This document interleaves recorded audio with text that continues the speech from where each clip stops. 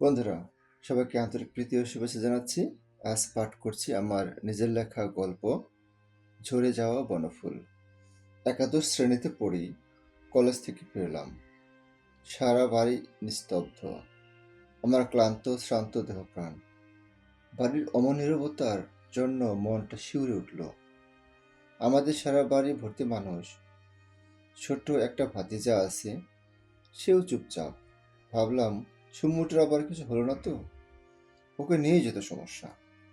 ও আমার বড় বোন। গত মে মাসে ১৯ বছর হয়েছে। দেহে যৌবন এসেছে, বেশ চঞ্চল হয়েছে। স্কুল কলেজ পড়েনি, শুধু সারাদিন ঘুরে বেড়ায়। কিছু খেতে চায় না, তবু ঈশ্বরের কৃপায় সুঠাম দেহের অধিকারী। চোখ দুটো টানা টানা।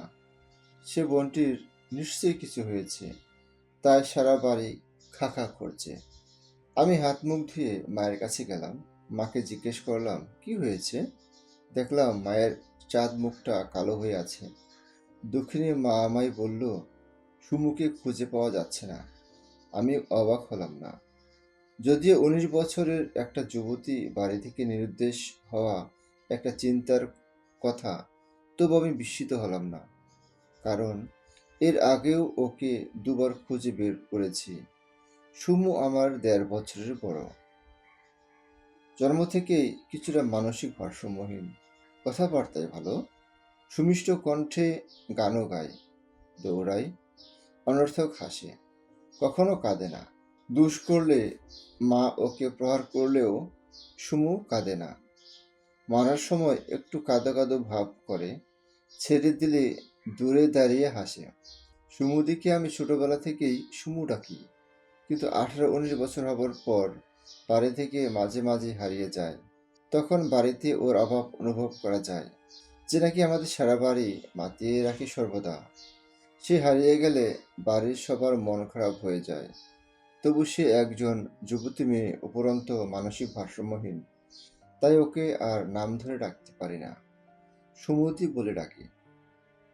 আমি না খেয়ে বেরিয়ে পড়লাম। বিকেল করে সন্ধ্যার আগমন হচ্ছে। সুমুদিকে এখনো খুঁজে পাওয়া যাচ্ছে না। গতবার যেসব জায়গায় খুঁজেছিলাম, সেসব জায়গায় ভালোভাবে খোঁজখবর নিয়েছি। সেসব জায়গায় সুমতি যায়নি। আমার মনটা ভারাক্রান্ত হতে লাগলো। মনে হচ্ছিল, এই মুহূর্তে ওকে পেলে কষে গালের মধ্যে দুটো চড় বসিয়ে রাগটা থামাতে পারতাম। তাহলে খুব ভালো হতো।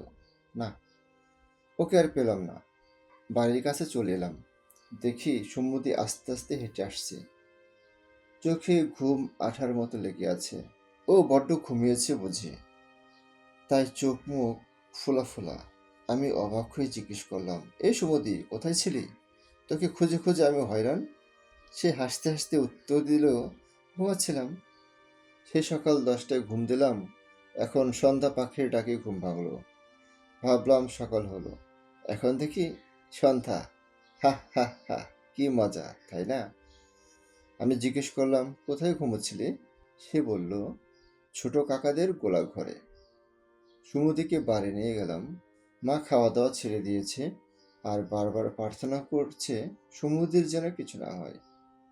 মা সুমতিকে পেয়ে জড়িয়ে ধরল। বড়দাদা বৌদি জিজ্ঞাসু মন নিয়ে ঘর থেকে বেরিয়ে এলো। এতক্ষণ সুমতি কোথায় ছিল, কি করলো, সব জিজ্ঞাসা করলো। মা সুমতিকে পেয়ে কেঁদে ফেললো।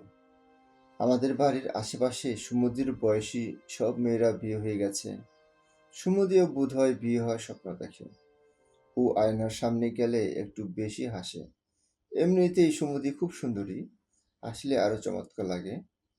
ওর কাছে ছেলে সন্তান প্রিয়, তাই একটা ছেলের নামও ঠিক করে রেখেছে। নামটি আমাকে আর ওর প্রিয় মিনিটাকে ছাড়া আর কাউকেই বলেনি। ওর ছেলের নাম ঠিক করে রেখেছে রুদ্র। ২ অক্ষরের নাম। এই নামগুলো কেন জানি খুব সুন্দর হয়। মিনি আমাদের বাড়ির সাদা বিড়ালটির নাম। সুমতির ভক্ত মিনি। টিভি দেখার সময় সুমতি মিনিকে কুলে নিয়ে ঘুম পাড়ায়। মিনিকে সবার অন্তরালে ওর মনের কথাগুলো বলে, ওর স্বপ্নের কথা, যে স্বপ্নে থাকে ওর রাজকুমার বর, ফুটফুটে সন্তান, রুদ্র যার নাম। আমি পাশের ঘর থেকে পড়ার সময় সুমতির কথোপকথন শুনি। সুমতি একা একা বলে, মিনি কান খাড়া করে শোনে। কান আর লেজ নাড়ালে সুমতি ভাবে মিনি ওর কথার সাপোর্ট করছে। রাত 2টো বাজে, আরাম করে ঘুম দিচ্ছিলাম। সুমতির বমি করার শব্দ শুনে জেগে উঠলাম। পাশের ঘর থেকে মাকে ডাকলাম। মা বাবা তড়িঘড়ি করে আসলো। বমিতে ঘর ভেসে গেছে। বমির গন্ধে আমার বমি আসার উপক্রম। স্নেহময়ী মা সুমতিকে ঠান্ডা পানি এনে দিল। চোখ মুখ ধুয়ে দিয়ে আবার শুয়ে দিল। এরপর প্লাবিত বমি পরিষ্কার করলো মা। সকালে শুনি পাশের ঘরে মা সুমতিকে জেরা করছে। কেন বমি করলো? ওর কি অসুখ করলো? চোখ দুটি গর্ভবতী মহিলাদের মতো দেখাচ্ছে। মা বলল, বল তোর কি হয়েছে? সুমতি হাসে, কিছু বলে না। মা ওকে মারে। তখন সে বলে, বললাম তো আমার কিছু হয়নি। আমি পড়ার টেবিল থেকেই তাদের কথা শুনতে পাই। সুমতি পরের দিন রাতেও আবার বমি করে। মা আমার আরো বেশি ভয় পেয়ে যায়। বাবা মাকে চুপি চুপি গালি দেয়, তার মেয়েকে সাবধানে রাখতে বলে। অসাবধানতার জন্য সারা বাড়িতে নেমে আসছে কৃষ্ণপক্ষের ঘোর ছায়া। কন্যার অধঃপতন যাওয়ার জন্য বাবা মাকে মনে কষ্ট দেয়। মা খালি নীরবে কাঁদে, কাউকে কিছু বলে না। আমি বুঝতে পারি সুমতি নষ্ট হয়ে গেছে।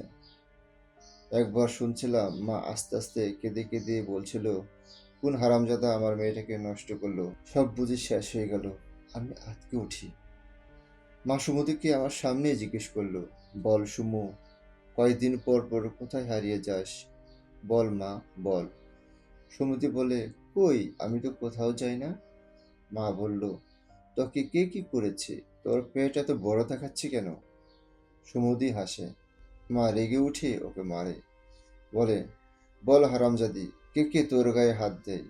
বল, কার সাথে শুয়েছিস? সুমতি উত্তর দেয় না, শুধু হাসে। সুমতিকে মারলে ওর মিনিটা সুমতির পায়ের কাছে এসে ঘেঁষাঘেঁষি করে, যেন মনে হয় মিনিটাকেই মারা হচ্ছে। দিন দিন সুমতির অবস্থা খারাপ থেকে আরো খারাপের দিকে যাচ্ছে।